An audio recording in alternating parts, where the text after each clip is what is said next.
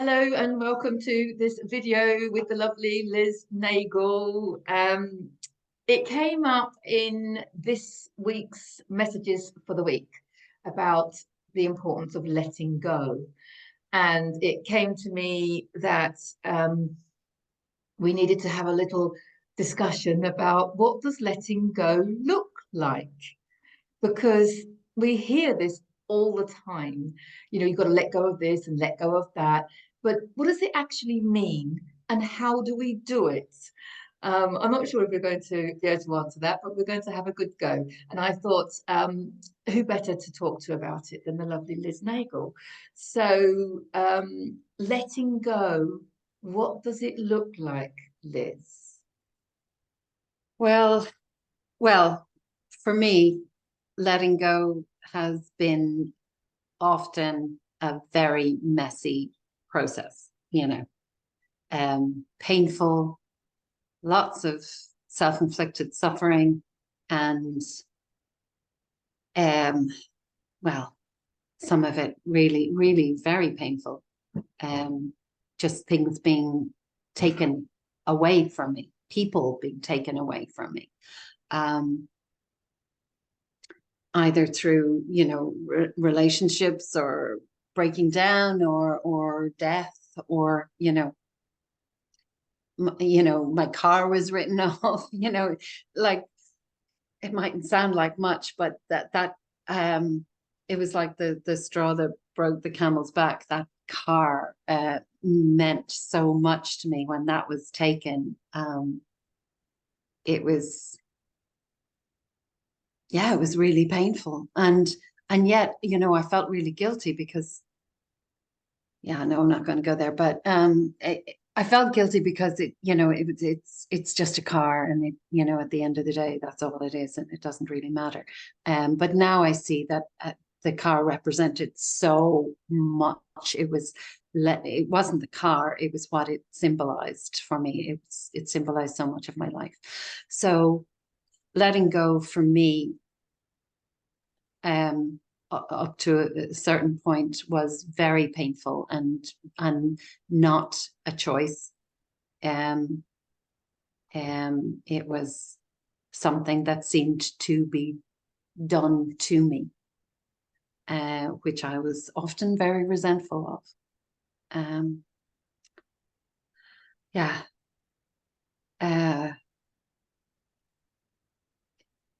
I've gotten quicker and better at letting go because I don't want to suffer those consequences anymore. And so, when I get the little poke to let go of something, I go, okay, I let go. And so it's become quicker and easier because how do I do it now? I'm not sure, except that I'm just become aware that it's something that isn't serving me. Hmm. And I'm more trusting. I'm less fearful of letting go of things in my life, even when I know that they're not supporting me, or they're not benefiting me. Sometimes the devil we know is better than the thing we don't know. And so, but I've gotten better at letting go of the fear of letting go. And um and I've built a kind of a trust in that something better is coming my way, something that I can't even imagine. So that to me is my experience with letting go. I was kind of forced to find a new way of being through it. So I've gone from resenting things being taken, when realizing that it was taken because it was harming me. It was take I took it from myself, basically, because it was that or continue suffering. You know. Yeah, I think you've hit all the big nails on the head there. Oh, so we're done now. Because we're done now. No, because I want to have a look at some more examples of it. But the opposite of letting go, of course, is resistance and suffering. And holding on, yeah. I think that's an important point, because I see a lot of people not wanting to let go, even though they're in resistance and they're suffering, and yet they don't want to let go. And of course, you mentioned trust, which is everything. Because the letting go, it's a little bit like the fall, isn't it? With the leap of faith. And the trust is everything. I like the phrase inner knowing, which is the same thing. So having an inner knowing that you're going to a more serving situation, a reality that's going to serve you more. Or at the very least, know that I'm not going to continue suffering from that anymore. And to know that you're safe.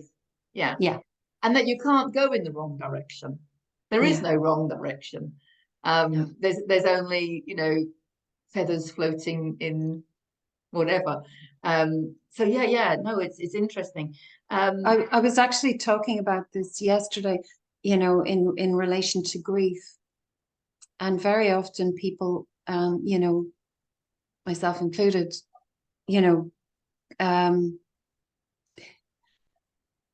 there is only me, sorry. Sometimes we have to come out of that to be able to talk about things. Yes, I guess, yeah. So, especially in relation to grief, I think I was under the impression that if I stopped grieving, that I would forget my partner, that I would forget him, or that I would break the connection, that I would no longer have that connection. I think that's what it was more. It was more that I wouldn't have a connection to him anymore. And so I was holding on to my sadness and my grief because that was my connection.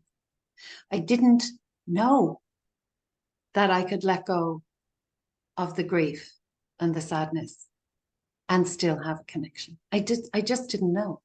And that's, I think most people don't know that they have a choice of letting go of their suffering. Yeah. And it's not just letting go of the suffering. I mean, it's letting go of so many things, isn't it? And it's like, what is it? Well, it's all suffering in a way, I guess. But I've got a little list here. The letting go can be letting go of a toxic job or a relationship. It can look like that because, what does the letting go actually look like? It looks something different to everybody in different situations because, because when we say letting go, what we're really talking about is, like you say, letting go of the suffering. But there's letting go of trapped emotions, of course, and limiting beliefs, which is, what I work with. Letting go of control, letting go of our need to control. I think that's a really big one. I think that's a really, really big one. Letting go of expectations. That's a big one that I experienced last year when we first moved to Pago. Letting go of thoughts.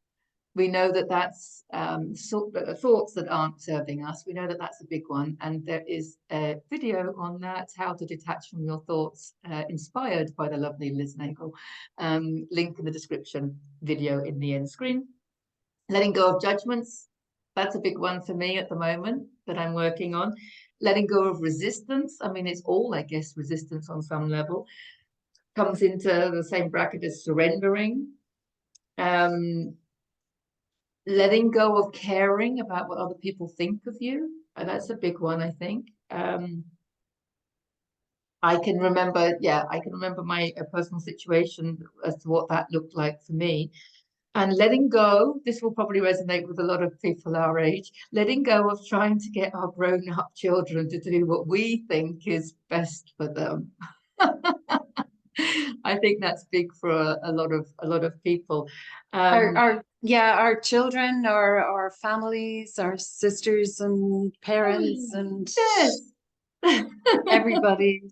Yeah, letting go of yeah. So there's a lot of different kinds of letting go. The letting go um that I went through last year, the big ones, I think.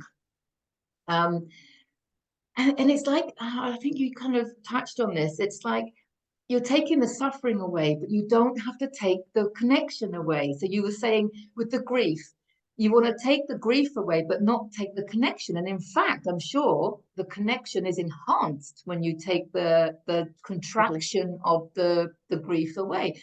And Yeah. it was quite similar with me, but in a different way, if that makes sense. Um, to let go of your grown-up kids, right? So to let go of the grown-up kids, and also because of the way that our tower card worked, I mean, you know, how it everything fell around us. And I ended up at the beginning of last year living apart from my husband. I remember coming to you and just saying, you know, I had to actually let go of what I thought a marriage would be like, let go of my expectations. I had to even on some level let go of, you know, my need to be stay married to him, and I had to let go of all of it, the expectations, the, you know, needing nothing attracts everything, because having let go um, of needing to be married to him, or suffering in that way, opened the door to, you know, you can then have a greater connection, but not coming from that need, if that makes sense. And it's the same with So our grown that up limit, children. those limited ideas of what it means to be married, you know, and then you open the door to actually have a much more expansive relationship. Exactly, exactly. And the freedom, because it obviously involved the freedom. Yeah, and there's loads of things as well, isn't it? It's the same with our children. You know, let go of even needing them. You know, it's Yeah, I feel like it's the attachment, you know. yeah. So actually having to, this needing nothing attracts everything is massive for me at the moment, this phrase, because you're letting go of your need for everything and anything and everyone. And Okay, so yeah, for me, it's like, I mean, I was only laughing about this to myself this morning, as I do when I look at my life and I think, oh my God, you know, I, I, I have the use of everything and yes, own nothing.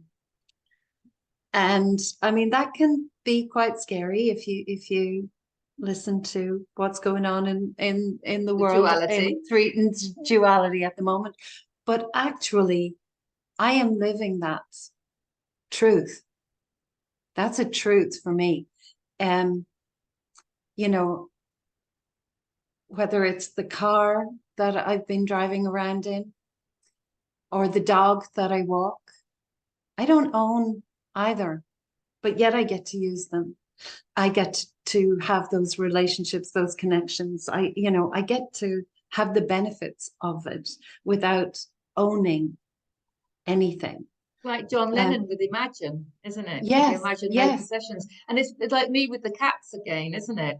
The fact that but it's even I'm welcoming the cats to me and I'm not actually going out to, this is my cat, I no, own it, you know. no. I mean, I do have a cat who I guess I own, because she's in my house. But in fact, she comes and goes, and I don't feel any ownership of her. We're two independent beings who choose to kind of cohabitate, really, me and my cat.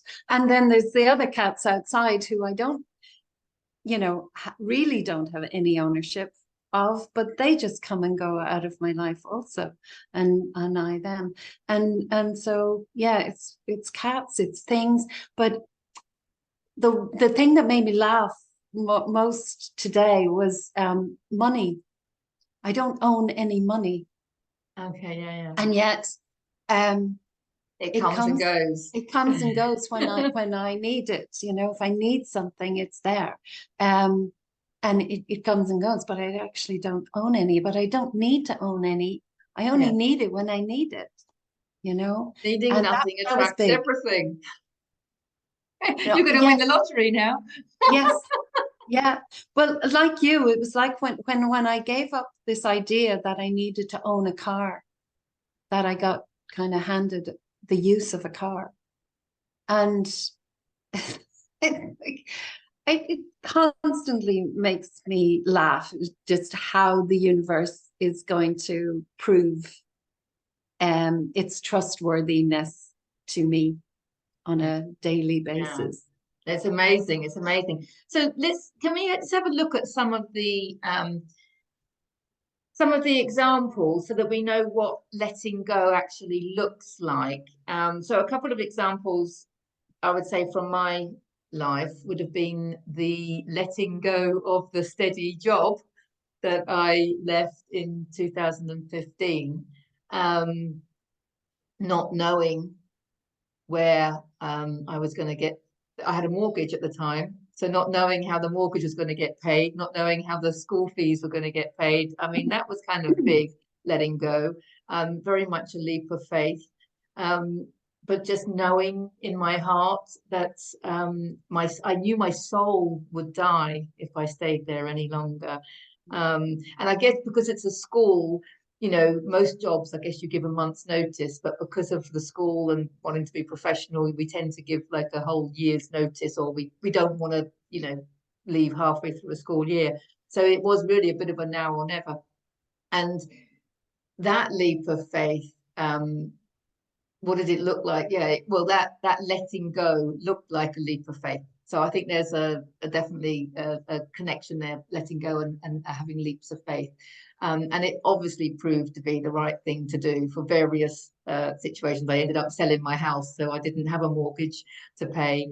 And so yes, it was definitely the universe, or I created for myself loads of little things, you know, to confirm to me that that leap was the right thing. I often say when you take a leap of faith, there's an upthrust energy that carries you, but you don't get to experience that until you've leaped. So letting go can be about leaving the day job and starting out on your own. I remember my husband said at the time, "Oh yes, it will take you a couple of years, you know, to get established with your own business." And I was like, little did I realize that, you know, this wasn't a business that I was going into. This was just life, living life, raising my frequency and seeing how, you know, doing what you love and doing what you're good at and sharing it with others is the way to go. If that's business for some people, then great. The other, another kind of letting go, of course, was for me. Um, I remember when I had someone help me with my website, and she kept nagging me to put a video on the homepage, and I had so much resistance. And I was trying to, I mean, look at me on video now, just talking bloody blah, blah, but I was like so conscious and I was trying to read a tape script and, you know, I was doing that teleprompter thing and I was looking so awkward and I was like, no, I don't do videos. I remember saying to her, I don't do videos. Um, and it was for me, it was during a soul realignment session. I am a soul realignment practitioner, but I went to somebody else for a session. And one of the many things that I let go of in that session was self-criticism. Self-criticism came up. And yes, I was always, you know, criticizing myself in videos. I looked awful or I, you know, didn't come across right. But once I released that self-criticism, I really stopped caring. And also, of course, the teachings, your consistent, thank you, teachings of there is only me, also makes me think, well, if there is only me, what does it matter? self-criticism is the same thing. If you release the self-criticism, if you let go of the self-criticism, people outside of you can't criticize you because there's nothing to reflect back to you. It's all Yeah. about that mirror, that we've talked about before, that Well, if you project it out, it's going to get reflected back. exactly. So when I released that self-criticism, I think it was the very next week I started my YouTube channel. It was very quick. Yeah, it's great. And I remember Deborah, also, oh, sorry, would you mind pausing just for a second? I have to plug in. Sorry, little pause there. Yeah, we were talking about releasing the self-criticism and then starting the YouTube channel. And I was just gonna comment on the fact that I actually, one of my first videos was of course about the sway test, which was my biggest passion to share. And I remember you saying to me in the very beginning, of course I only did it for my clients, because I couldn't find one that said everything I wanted to say about the sway test. So I just did my own. And it was just to send out to clients. And you said to me, it's not a very flattering angle because I had the camera too low, and I was very self-conscious in it and everything. And you actually said to me, oh, you're going to have to do that again. And I remember saying to you, it doesn't matter. No one's going to see it much. And of course, that's the one that's the most viewed on the channel. Yeah, fair play. So I really did. Not only did I let go of self-criticism, I actually let go of giving a altogether. Good for you. And I think that's I think there's a book about that, isn't there? Like, just not giving up. Because I think that is all part of letting go. I think not caring, right? So this is an interesting one, I think. Not caring what other people think of you, right? Of course, because there is no one else. Okay. Don't take it personally, obviously. One of the first of the 4 agreements by Miguel Ruiz. But not giving a hoot. It depends on the energy within you. If you have that, I don't care attitude, it's a good thing, obviously, because you've let go of caring. But if you're walking away from resentment, if you haven't dealt with, let's say you're walking away from a relationship, because I hear a lot of people say, oh, I just don't give a hoot about them anymore. That's maybe the first step to walking away. But if you're carrying resentment and bitterness in the cells of your body, then that's not letting go, is it?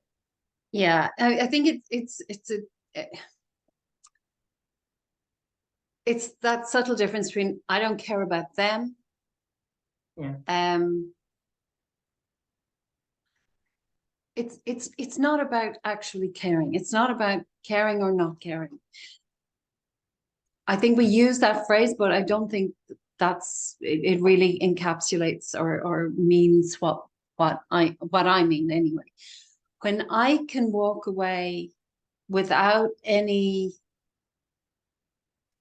care, when I can walk away without a care, it's because I just have an inner knowing of my truth, my worth, what's important. And I also have an appreciation that the other person is entitled to their opinion. And, they're on their path, their journey. And if that opinion, if it's bad of me, then that's their work to work out. It's not a reflection. It's not personal to me. It's nothing to do with me. It's obviously I've just triggered something within them. So it's not personal. So I can walk away fully in my knowing that whatever anybody thinks of me has got nothing to do with me. If what they think of me, if what they've said triggers me, then I also have work to do as well. I mean, that's still their work and that's still none of my business. I am my business. That's it. But if there's something in what they're said that resonates somehow, then that's my work. Yeah. That's what, so yeah, it's like if you have the trapped emotions, if you have those negative emotions within you, and you're walking away because you don't care about them or because you know you have to walk away, but it's that letting go, you've let go of a certain thing. That's what I'm saying. The first step, leaving a toxic relationship or leaving a toxic job or what have you, that's your first step, is to walk away. But that's not completely letting go if you are walking away with triggered negative emotions in the cells of your body.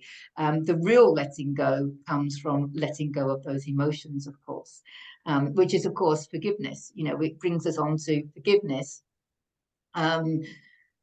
That's why forgiveness is so powerful, I think. And of course, on the Map of Consciousness by Dr. David Hawkins, the forgiveness and acceptance come just before love. So forgiving, we have to let go of so much resentment, bitterness, all sorts of things when we forgive, right? So I think that's why forgiveness is so big. And Well, we've done a video on that as well, but haven't we? I think we have. well, we've said it before, but there's a lot of overlap going on, so we can Yes, always I'm say not these sure. things again. Repetition is not a bad thing when it comes to these concepts. But the forgiveness, it really, when you come down to forgiving, there is nothing to forgive. You know, Exactly. that's where you get to when you go through the process of Yeah. forgiving. And actually, I saw on YouTube there was My video called The Path to Forgiveness. yes, could be that. I'll put a link in the description for you. But yes, But sorry, I actually saw, and I'm trying to remember who it was, did it, a video about, oh, I'll send you the link when I find it. But there are actually there is like a 7-step, I think it's Jack Cornfield did a 7 steps to forgiveness. And yeah, it's just breaking it down and clarifying each step of it. But actually, when you get to the end, you realize there's nothing to. Well, exactly, because then that comes to letting go of judgment. Because that was my conclusion when it came to forgiveness, is that, you know, you're forgiving the other person to begin with because you just want to walk away and get on with your life, basically. And then you realize that, hang on a minute, as a soul, you chose for them to experience whatever it was. But also, if it's a relationship, I use a previous relationship as an example, if you feel unloved in that relationship, they're just reflecting back to you your own lack of self-love. Very often what we don't like in someone that we think we need to forgive, it's because they're reflecting back to us our own level of whatever it is within us. And then you realize, oh my God, it's me. I created it. I created the whole situation. They ended up putting the baddie in my life. And then you think, I've got to forgive myself. And a lot of people are at that stage where they're forgiving themselves because they understand that they're the creators and that they have created it all for the purpose of learning this. But if you then look at your own life and you realize that you are the creator and all you've ever done is just learn through your experiences, and we learn through our unconscious behavior. We learn through other people's unconscious behavior, but we equally and more so learn through our own unconscious behavior. And when you realize that it's all just creation for the purpose of evolution on the game of life, you know, you take away all judgment. Because when you even have a concept of, there she is, Tuffins, when you even have a concept of forgiveness, there's a perception that someone's right and someone's wrong. And so in order to rise above the right and wrong, it's like that Rumi said, you know, there is a field beyond right and wrong. I'll meet you there. And if you go to that field beyond right and wrong, you realize that forgiveness, that there is no need to forgive anyone ever. There is just, No.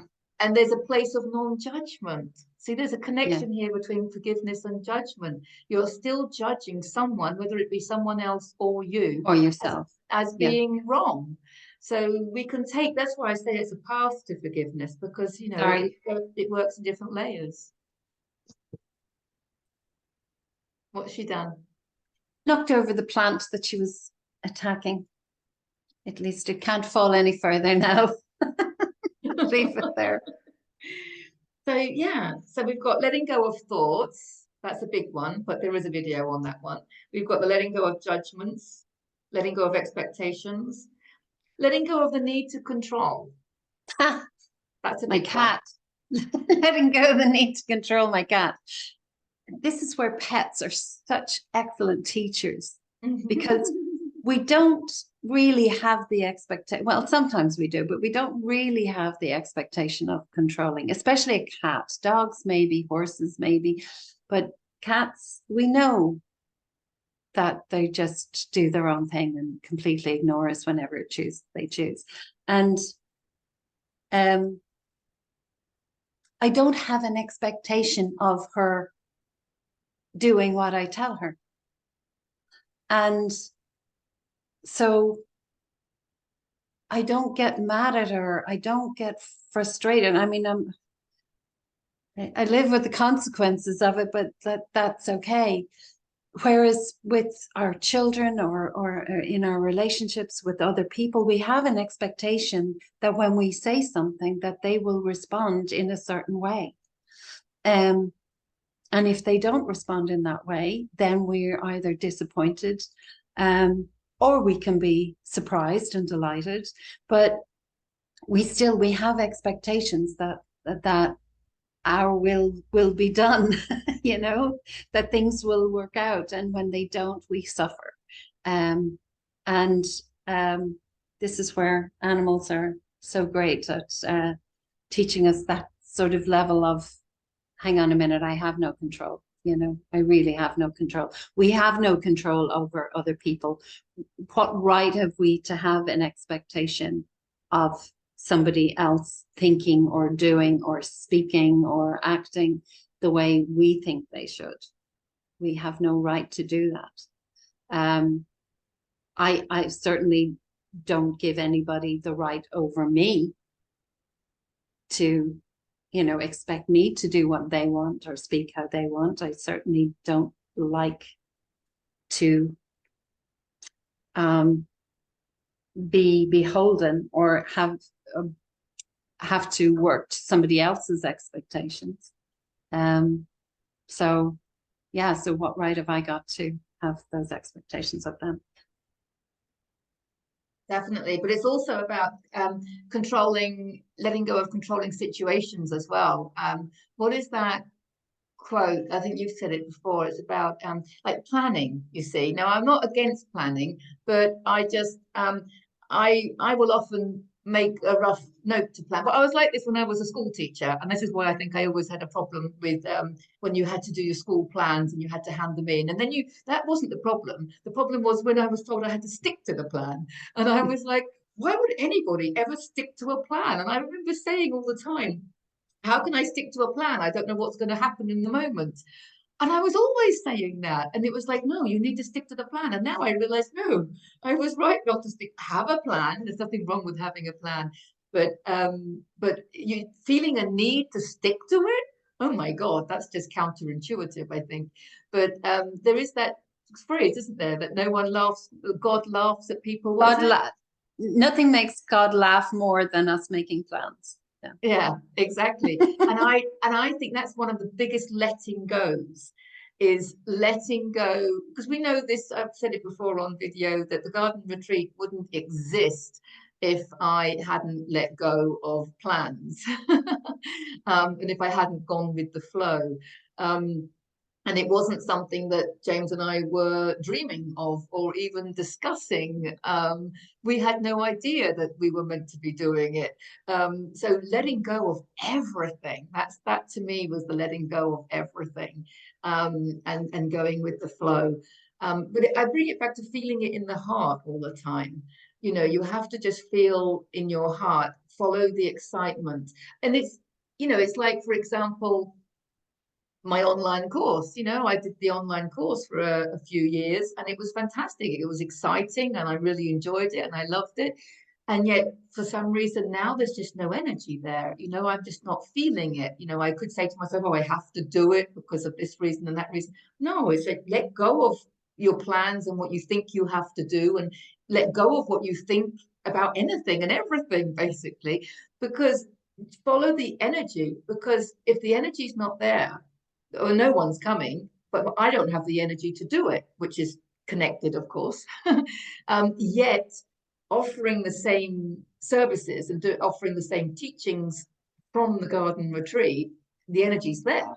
You know, the energy is definitely there and people are coming. And so don't question anything. Just don't question, you know, I could say to myself, oh, but it'd be nice to do both. Well, it would be nice to do both if the energy was there to do it. But I'm bringing it back to, you know, let go of these. We have ideas about, oh, this will be a good idea. And it's like, well, feel it. Feel your ideas, because if it's meant to be, the energy will be there and you'll be so inspired, and it will, you know, so it's this letting go of plans, letting go of how you think your life is going to go, and letting go of everything basically. And Well, we said this in the last this, video, let go of yeah, everything and let the let next it step. come to you. I Right. So was just going to say that. if you haven't seen that video, I'll put a link in the description and the video in the end screen to our video. I can't remember what we called it now. Sit back and let life come to you. Moving on from duality or something like that. Yeah, so Yeah, it is. It's just, you know, it's like when I was in the car, I'm driving to Valencia. I have that goal in mind. I have that plan. I'm going to Valencia, and you know, and I'm going to be there in such and such a time or whatever. But in the meanwhile, I'm just sitting here in my car. I'm sitting here. I'm not moving. The car may be moving. Maybe it is. Maybe it isn't. But even that, for, you know, in a quantum physics sort of way, I'm only moving from A to B within my own mind. I'm not actually going anywhere. It's only within my mind. It's only what my mind is picturing. And so I'm just sitting here and life is coming to me. Valencia is coming to me. You know, time is coming to me. The next, you know, I'm going to be in Valencia by 12 o'clock. Well, 12 o'clock is coming to me. Yeah. I'm just sitting here, not moving, not doing, not thinking. And everything comes. And everything. This is my phrase of the moment. Needing nothing attracts everything. Because this is what I'm realizing. You know, I keep getting people that say to me, well, you know, if you want more clients, do this. I'm like, no, why would I want more clients? You know, and it's like, well, you know, if you want to make more money, do this. And I'm like, why? I live in abundance, you know. Well, and if you want, you know, it's like it's this constant striving. It's this constant effort. And this is what I've let go of most recently. My most recent example of letting go is letting go of the effort. Because you know, I might share what we're doing and you know, say thank you to people and do what have you. And I do, you know, I do love Facebook, as anyone that follows me knows. But if let go of making an effort, this is the, you know, let the next step of your life come to you. And Sara Landon says, who channels the council, and I've always got a link to her teachings in my descriptions. You know, she says stillness is the access point to acceleration. And I think that's funny connected to your driving story, but it is. It's just let go of needing clients and they come. You know, it's your thinking that you need them that actually keeps them away, but you let go of needing everything and it all just comes to you. And that's a really liberating place to be.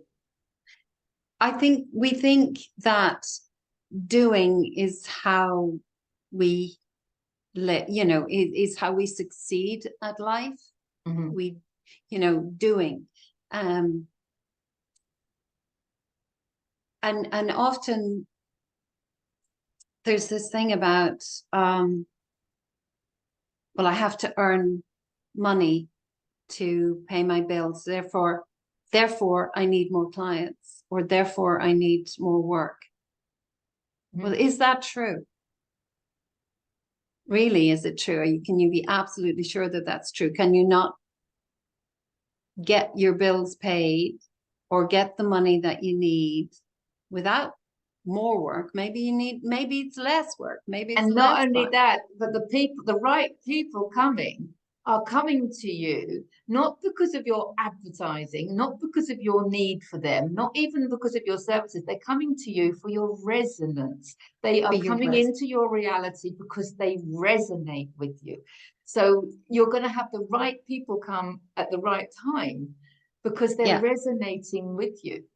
And Yeah. so that's what attracts everything into your life is your Yeah. resonance. Yeah. And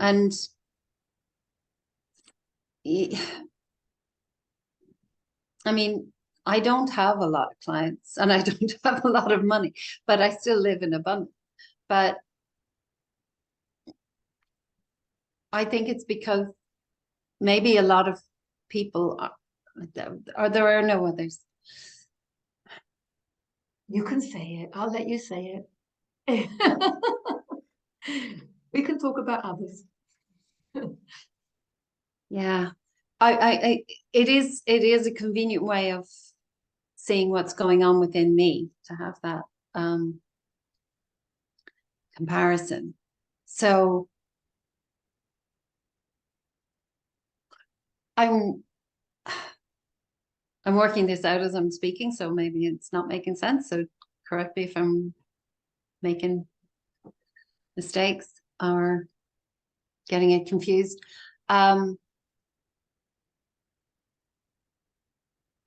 There are less and less reflections resonating back to me. There are less and less people in my frequency zone.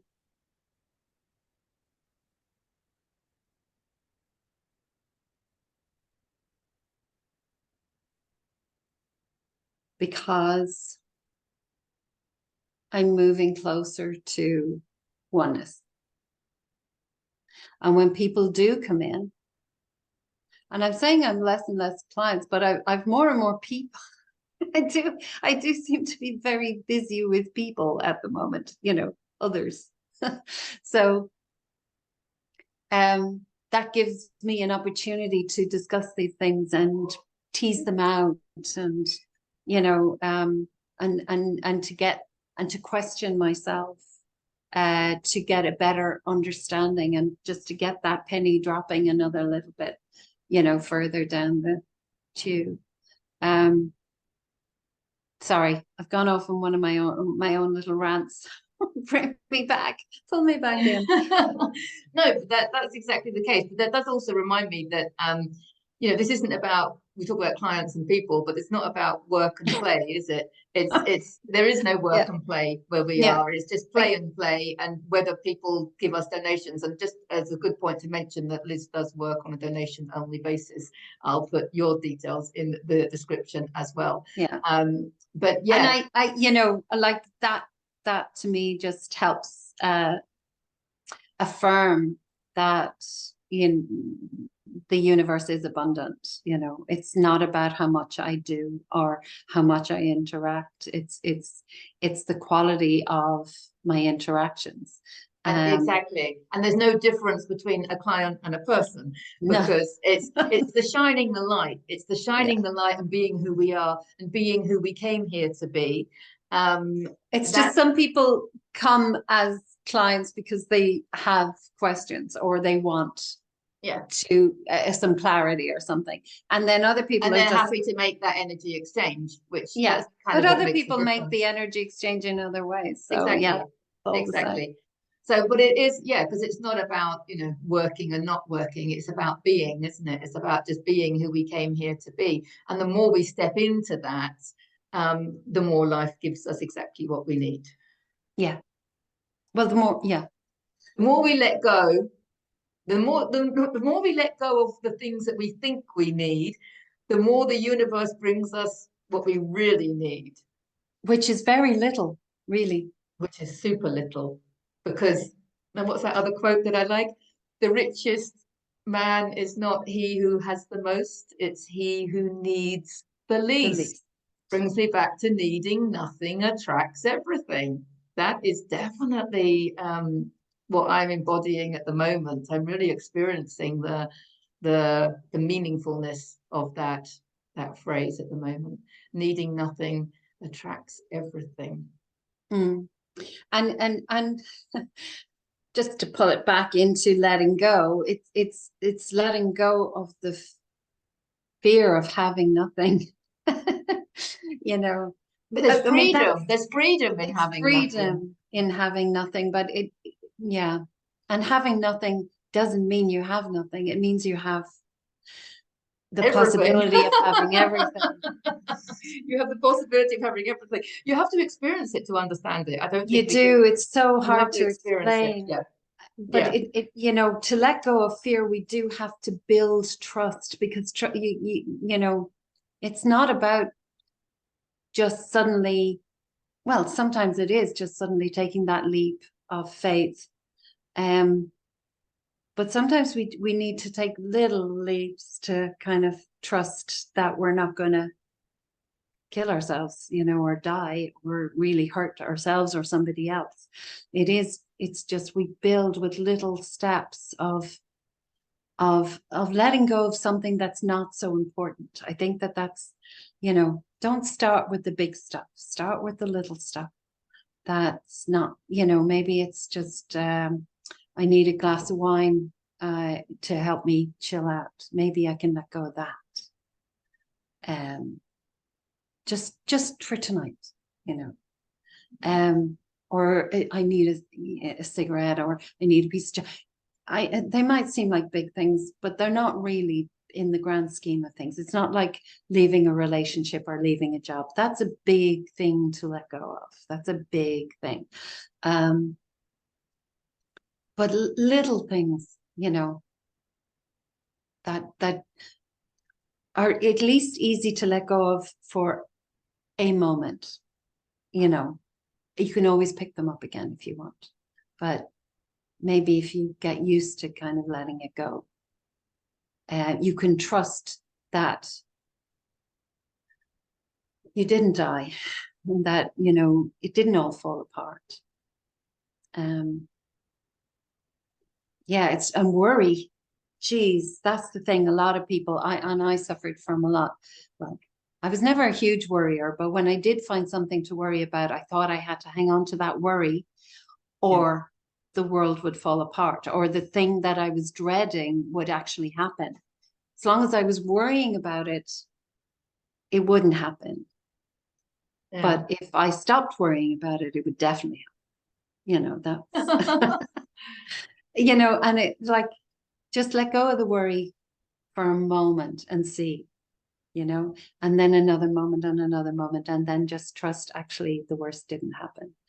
Maybe the thing happened, but maybe something better happened instead. Exactly. Trusting that even when things are upside down, that the universe is taking you to where you're meant to be, and to help you fulfill your potential. Yeah, so you can call that the universe, you can call it God, you can call it your own higher self, you know, which I try, I use those kind of, yeah. And it's the same in our kids or other people's, you know, journeys. You know, it's like, you know, we don't want to see them have these turbulent times, but actually their turbulent times are taking them where they need to go, and we have to release control over thinking we can do anything about that. And that reminds me, because I've been saying quite a lot lately about there's many roads to Rome. And you know, when we give advice to people, or we try and make them do what we think is best for them, we're just looking at our own roads to Rome, and there's millions of roads to Rome, and everyone's got their own unique roads to Rome. And we can share roads, and we can travel together on a road for a while, and then we'll go off and, you know, do something else. It's a bit like what we're doing this weekend. It's like, this is my road to Rome, and you're going to go on your road to Rome, and then we'll meet up at your satsang and be on the same road to Rome, you know. And it's important to see this with our grown-up kids as well, that they have got, you know, yeah, their own beautiful roads to Rome, and their roads will be bumpy, and they're going on a bumpy road while we're on a really smooth road over here, and we just have to trust that they're on their road to Rome. Yeah, And you know, it helps that, you know, I've had bumpy roads and it hasn't killed me. I've survived. So I kind of can speak from some experience, you know. But yeah, you know, I was saying this to somebody the other day about a friend of theirs who's kind of going through a breakdown at the moment, you know, and it's like a psychotic breakdown. And you know, what can we do to help, and what, you know, how can we fix it? How can we save them, you know? And while, yes, you know, you hate to see people suffering like that, but sometimes we have to break down to break through. And you know, very often the breakdown that we judge as a breakdown is simply the ego and the soul breaking through. And it's, you know, when you, and it's great to have people like Eckhart Tolle and Byron Katie and so many other people who have had those breakdowns and come out the other side.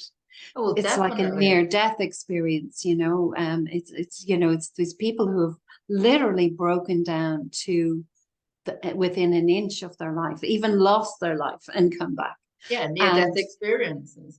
And also a lot of people would say, well, I firmly believe this, that you mentioned psychotic episodes, you know, I really think that they're an awakening. I mean, I think I read somewhere that you know, the percentage of, you know, cases of psychosis going on in the last 3 years has just risen. But it doesn't really surprise me, because there is a great awakening going on, and I see that as very much a path to it. I mean, it's psychosis or spiritual awakening. Which one do you want to call it? You know, it's the same thing, really, isn't it? It is. And that doesn't mean that we just go, oh, you know, we leave them off in the corner. I mean, it is nice to kind of hold space for people and to reassure them that they're okay, and of course, that you know, it's safe. And it would be optimal, I guess, if there was that kind of professional kind of support. You know, unfortunately, you go to doctors and stuff and you just get handed Xanax and diazepam, and you know, and kind of, but it raises their awareness to where we want, you know, the things that we need to start creating is a healthier, more loving, more compassionate way to deal with all of these things, and a deeper understanding behind it. A deeper understanding. Because, it's not about dealing with it. It's not about fixing it. System, yeah. I mean, they don't see it as a spiritual awakening. No, because because in the 3D we're living in a duality, and you know, and everything is about separation, and ultimately it's separation from our higher selves, or God, or connection, you know, that oneness. It's all about separation. That could be a video all in itself, isn't it, really? I think we did it earlier. I know. we go off on these ones, and it just all it ever does is inspire me to talk do another more, one, to explore more, to seek understanding and greater realization. That's always how I feel at the end of our conversations. But we might have to wrap it up, because I'm not quite sure what time we started this one. But I don't like to go on too long. No, I think that's but we can always do more. We have that option. God, yeah. So is there anything you want to say to summarize everything, or to in conclusion? Letting go was the subject, by the way. Letting go. Yeah. I know. I just come back, and I've said it within the video, but it really, ultimately, it's about letting go of fear and building trust. And it's, you know, it's all fear in some way, isn't it? I mean, fear is basically all of the whole list that I read out earlier on. You could summarize it all as a form of fear. So yeah, It's about letting go of fear and trusting. That's Letting go it. of fear and trusting, and that inner knowing. I like the phrase inner knowing. Yeah. It's the same as trusting, isn't it? But yeah, when you just, it's, yeah, because you're listening to your heart. I bring it back to that each time.